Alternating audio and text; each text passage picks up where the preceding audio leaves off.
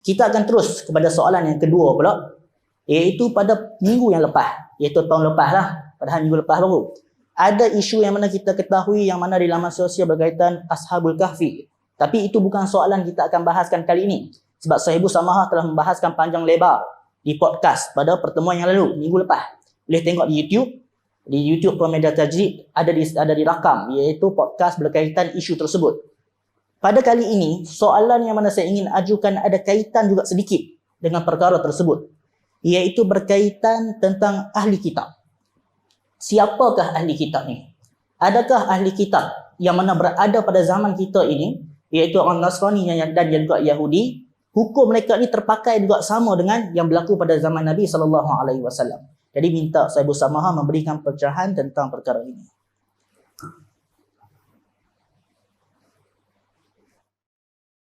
Bismillahirrahmanirrahim. Pada umumnya perkataan ahlul kitab ini kita ketahui kerana disebut di dalam Al-Quran. Ahlul kitab ataupun alladzina utul kitab, orang-orang yang telah diberikan kitab. Kitab yang dimaksudkan ini ialah kitab sebelum daripada kedatangan Nabi Muhammad SAW. Khususnya Taurat dan Injil. Yang mereka itu Yahudi dan Nasara. Dan kita baca, tuan-tuan tak baca, lam yakunil ladzina kafaru min ahlil kitabi wal musyrikin. Allah sebut orang munfakin hatta ta'tiyahumul bayyinah.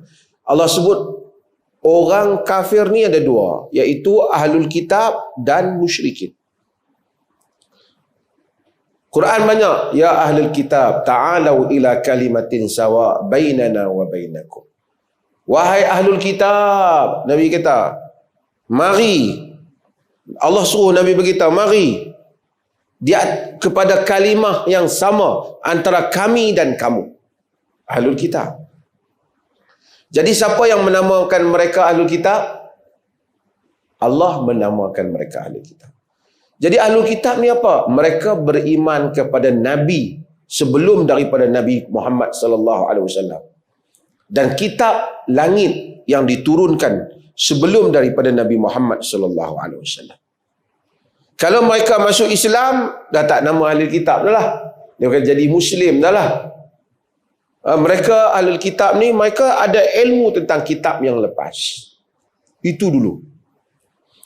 Adakah kitab mereka itu sentiasa betul? Tak.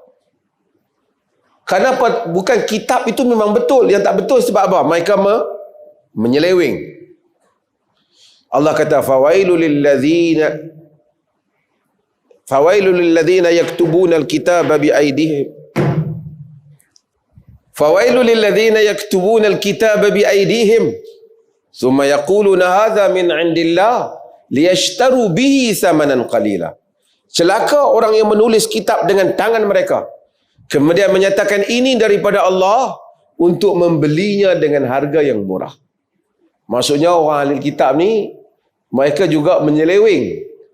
Tapi Allah masih lagi menamakan mereka ahlul kitab. Allah namakan mereka ahlul kitab. Dan Allah jadikan, kerana apa? Kerana mereka ini, walau macam mana mereka pun, ada yang lurus, ada yang menyeleweng, ada mereka yang benar-benar ikhlas, seperti Waraqah bin Naufal, yang mana kalau sesiapa baca dalam sejarah, apabila Nabi SAW dapat wahyu yang pertama, Iqra, Nabi pergi kepada bapa saudara Khadijah, kepada sepupu Khadijah, Waraqah bin Naufal, dan bertanya kepada dia yang bagi tahu bahawa dia memberitahu Nabi adalah Rasul yang dilantik oleh Allah. Dia ahlul kitab. Dia study kitab. Dia tahu. Mereka ini Allah jadikan hukum khusus kepada mereka. Apa hukum khusus mereka ni? Yang tak sama dengan musyrikin yang lain, kafir yang lain. Iaitu boleh makan sembelihan mereka, boleh kahwin dengan wanita mereka. Al-yawma uhilla lakumut tayyibat. Wa ta'amul ladzina utul kitab hillul lakum wa ta'amukum hillul lahum. Wal muhsanatu minal mu'minat wal muhsanatu minal ladzina utul kitaba min qablikum idza ataitumuhunna ujurahun muhsinina ghaira musafihin wala muttakhidhi akhdan. Itu di dalam surah Al-Maidah. Pada hari ini dia halalkan benda-benda yang baik. Wa ta'amul ladzina utul kitab hillul lakum. Makanan ahlul kitab halal bagi kamu. Wa ta'amukum hillul lahum. Makanan kamu halal bagi mereka. Wal muhsanatu minal mu'minat, dan wanita-wanita yang bersih dari kalangan mukminat, orang beriman, wanita-wanita beriman, wal muhsanatu minal ladzina utul kitab. Dan wanita-wanita yang elok, bukan lacur, di kalangan ahlul yang diberikan kitab, alladzina utul kitab min qablikum, yang mendapat kitab sebelum daripada kamu.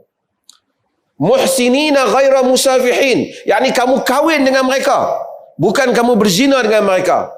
Wala muttakhidhi akhdan, bukan kamu jadikan mereka wanita simpanan. Ayat ini telah menyebabkan ahlul kitab ada peruntukan khas dalam amalan dengan berurusan dengan mereka.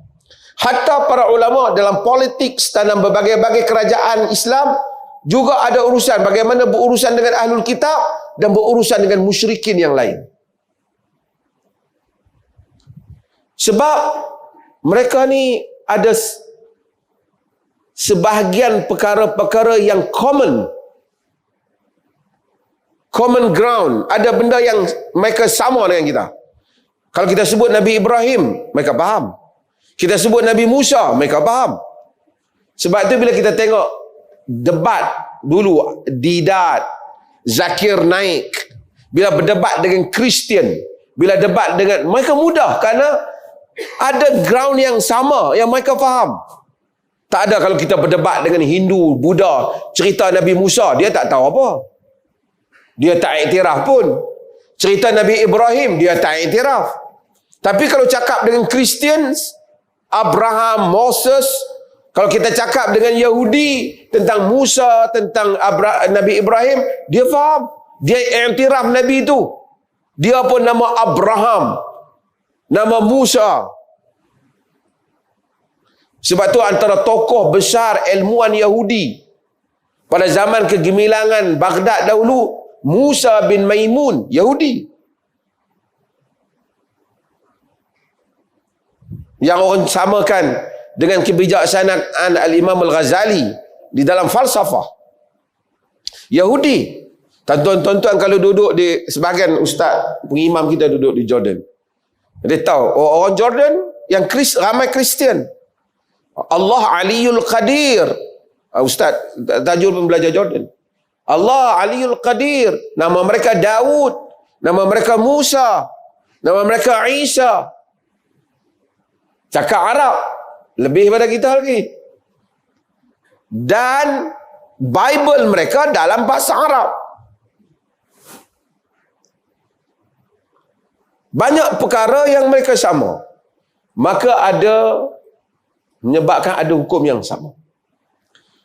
Cumanya, ulama-ulama, tadi soalan tu apa? Hukum, adakah terpakai hukum sana dengan sini? Oh, okey. Adakah terpakai hukum sana dengan hukum sini? Zaman dulu dengan sekarang. Ulama-ulama khilaf pendapat. Adakah Yahudi di segi menyeleweng?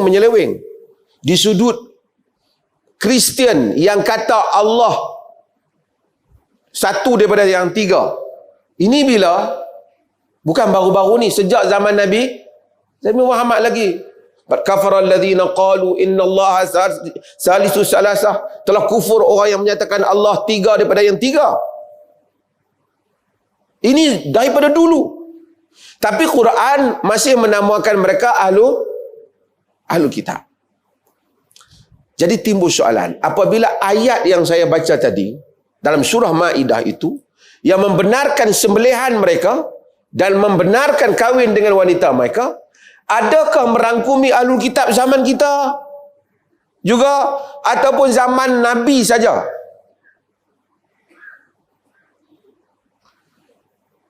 Okey. Majority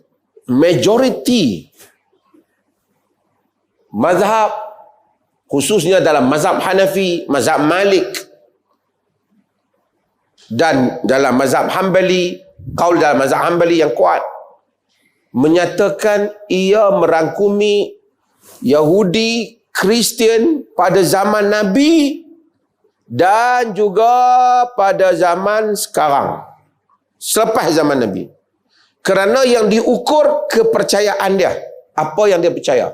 Kalau dia percaya macam mana Ahlul Kitab tu percaya, dia masuk.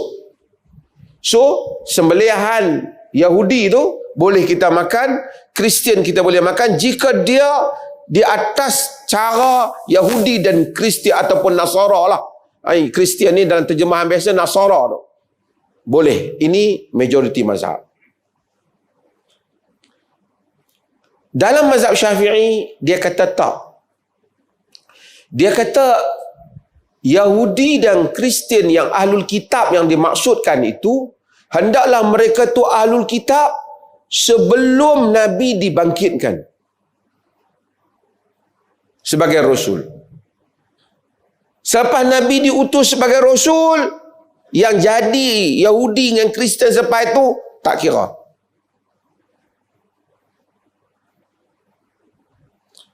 Dengan itu mazhab dia mensyaratkan juga, itu disebut dengan Nas Al-Imam Syafi'i dalam Al-Um. Dan rentetan itu juga dia mensyaratkan, artinya ahli kitab tu yang nak dapat hukum tu kena mak bapak dia kena Yahudi dan ataupun Kristian. Ini juga kaul di dalam mazhab Hambali. Majoriti kata tak, ia tidak berkaitan dengan itu. Ia berkaitan kerana dia kata susahlah. Hatta pada zaman Nabi macam mana kita nak ukur dia? Awak lahir bila? Takkan agama nak suruh tanya macam tu. Nak ukur orang ni, ukur kepercayaan dia. Ini bukan soal tarikh lahir. Ini soal kepercayaan, kata mazhab yang lain. Maka sebab itu tuan-tuan akan tengok, tak pelik, sebahagian negara Arab, tuan-tuan tengok, ada yang suami dia Muslim, isteri dia Kristian. Cumanya mazhab yang membenarkan, hatta mazhab Syafi'i benarkan kalau asal, yakni yang sebelum mazhab Nabi, mereka melihatnya sebagai makruh. Ada mazhab yang mengharamkan. Mereka mengharamkan di atas alasan, dia kata Sayyidina Umar, dia beriwayat Sayyidina Umar yang menghalang Huzaifah berkahwin dengan wanita Kristian. Huzaifah Ibnul Yaman dan sahabat yang lain. Tapi majoriti kata boleh, tapi makruh. Yang boleh bukan yang lelaki Kristian kahwin dengan perempuan Islam, tak. Perempuan Kristian atau Yahudi kahwin dengan lelaki Muslim. Kerana di dalam keluarga Islam tu lelaki dominan. Dengan itu mudah-mudahan lelaki itu akan dapat mempengaruhi dan membentuk keluarga dia. Bila lelaki itu didik, dia dah tahu Isa, Musa, dia dah tahu tentang Allah, dia tahu tentang kitab, cuma dia nak terima Nabi Muhammad saja. Mudah-mudahan dia dekat dengan agama, dia akan terima Islam. Tapi kalau lelaki itu pun duk gelong elok, lepas kahwin bukan dia yang bimbing isteri dia yang bagi pening dia. Kalau zaman dulu kata makruh, tak mustahil untuk fuqaha melihat boleh jatuh haram jika kahwin dia yang jadi sesat pula. Dulu kahwin tu menyebabkan apa? Lelaki tu dapat kontrol, membetulkan anak-anak dia.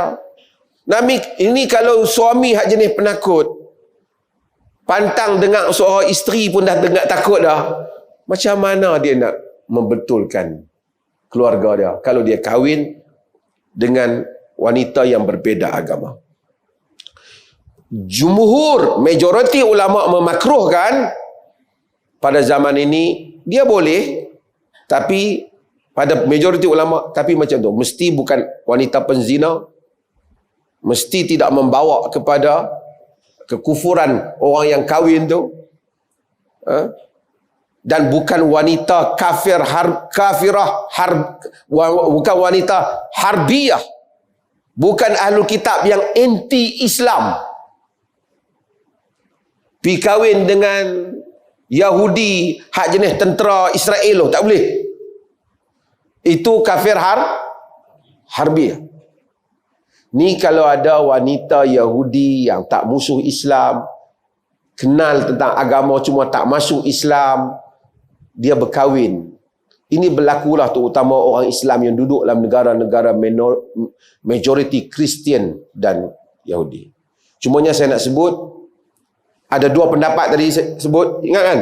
Satu kata boleh, mazhab Syafi'i kata tak, kerana dah lain, majoriti kata boleh, tapi dengan syarat-syarat yang telah kita sebutkan tadi. Dengan syarat yang kita telah sebutkan tadi. Kalau perkahwinan itu tidak merosakkan agama lelaki itu, dia boleh kahwin. Mungkin dia akan bimbing isteri berkenaan. Dan kalau tuan-tuan duduk di negeri mereka, saya sendiri pernah duduk UK, sembelihan kadang tak ada, kita makan kosher yang Yahudi punya. Yahudi lebih teliti dalam sembelihan dia. Cumanya orang putih ada hari ni, kita sebut orang putih lah, kebanyakan ni dia bukan lagi Kristian. Mereka ramai yang atheist. Mereka tak percaya Tuhan pun. Mereka agnostik. Mereka tak sure tentang Tuhan. Tak pasti. Mereka, they don't believe in any organized religion. Mereka tak percaya kepada mana-mana agama yang tersusun. Tuhan ada, tapi mereka tak percaya. Sebab tu tuan-tuan tengok, bila berlaku perang Gaza tu, dia kata kalau Tuhan wujud, kalau Tuhan wujud, pasal tengok dia pakai salib. Artinya dia orang semua tak berapa percaya Tuhan. Salib tu walaupun dia sambut Christmas, itu hanya culture, bukan agama, bukan lagi kepercayaan. Kalau dia kepercayaan, dia jatuh pada hukum yang saya sebut tadi. Dalam fatwa perleh yang sebelum zaman saya lagi, dia fatwa boleh kahwin dengan wanita ahlul kitab, tapi dengan syarat-syarat yang kita sebut. Kerana ada satu orang lelaki masa tu tanya pada zaman Dr. Juanda nak kahwin dengan wanita ahlul Kristian, dan fatwa telah keluar, tiba-tiba wanita itu telah masuk Islam sebelum kahwin. Jadi fatwa itu tak berfungsi lah. Tapi dia telah masuk Islam. Kerana mereka lebih dekat. Orang Kristian ni, sebab tu tuan-tuan tengok dia buat tour di masjid. Kebanyakan yang masuk Islam, orang Kristian. Dia Jesus, dia pernah dengar. Moses, dia pernah dengar. Cuma dia nak dengar tentang Muhammad ni. The last messenger of God. The last prophet. Nabi yang akhir. Yang tu je.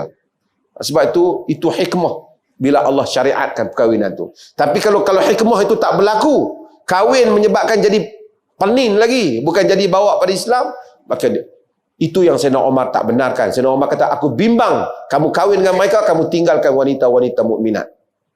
Bukan aku mengharamkannya, kata Umar. Allah.